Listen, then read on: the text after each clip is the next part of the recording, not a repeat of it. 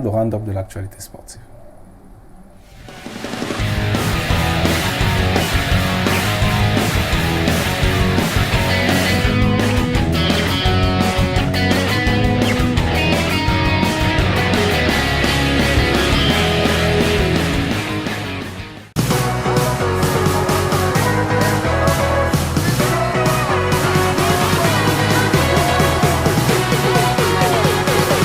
Nous ouvrons ce round-up ce mercredi soir avec une abondante page de volleyball pour signaler que plusieurs équipes nationales camerounaises sont engagées dans des compétitions internationales, chacune dans sa catégorie.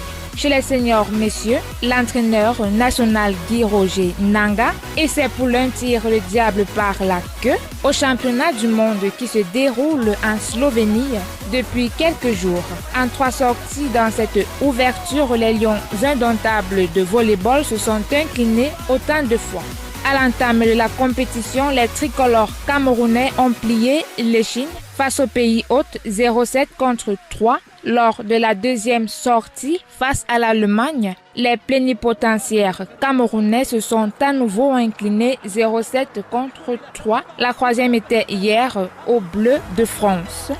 Comme lors des précédentes rencontres, les Camerounais ont à nouveau essuyé des revers, une défaite de trop qui vient compromettre l'avenir des ambassadeurs camerounais dans cette aventure slovène.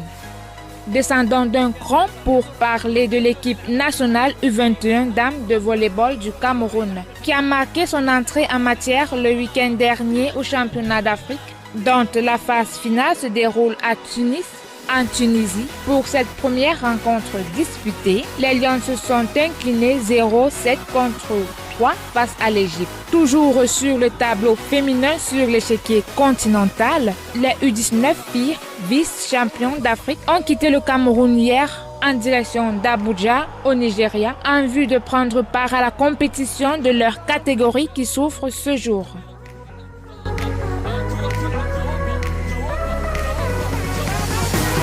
Disons un mot de rugby pour rester dans les sports collectifs ce soir pour parler de la clôture de saison qui a eu lieu le week-end dernier au stade annexe du complexe multisport d'Olembe. Pour cette grande cérémonie de clôture des activités annuelles au sein de la FECA Rugby, 3 rencontres étaient au menu du jour sur les 2 tableaux, à savoir dames et messieurs. Chez les dames, Mfondrim a lourdement chuté devant Reds Dragon 0 essai contre 48.